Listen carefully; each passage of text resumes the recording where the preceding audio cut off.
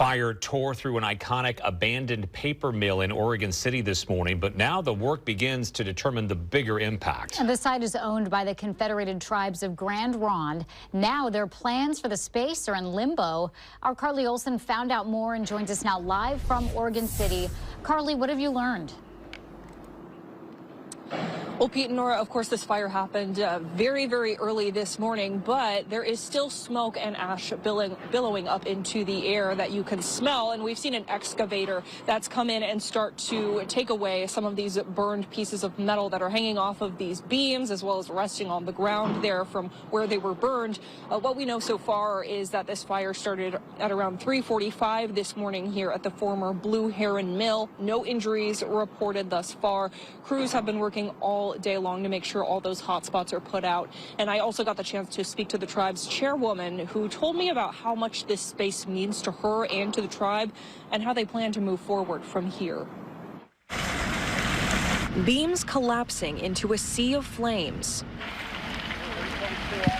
It's crazy to see it burn. Several hours later, smoke and ash was still floating up to where neighbor Stacy Hart has lived on the bluff above for several years. It's hard to breathe out here. It's even in the house. I have air filters going. A problem firefighters work to mitigate all day long. As business owners cleared the ashy sidewalk. I can't speak how devastating this is to the Grand Ronde people.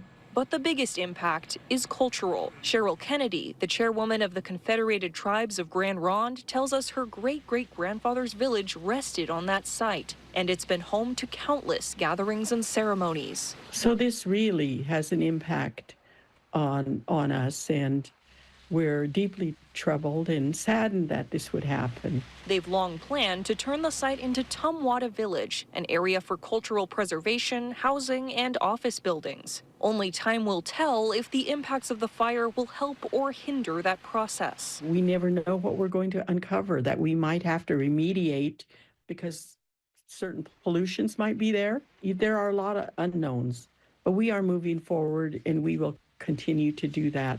We're committed to the area and whatever we can do to redevelop and revitalize the area, we're there.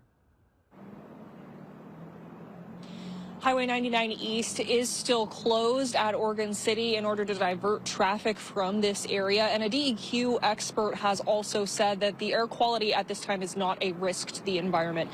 The Clackamas Fire District has also said that it will likely take them a couple more days to fully extinguish these flames. And they are asking the members of the public to please stay away from this area while that takes place. Reporting live in Oregon City, Carly Olson, Fox 12 Oregon.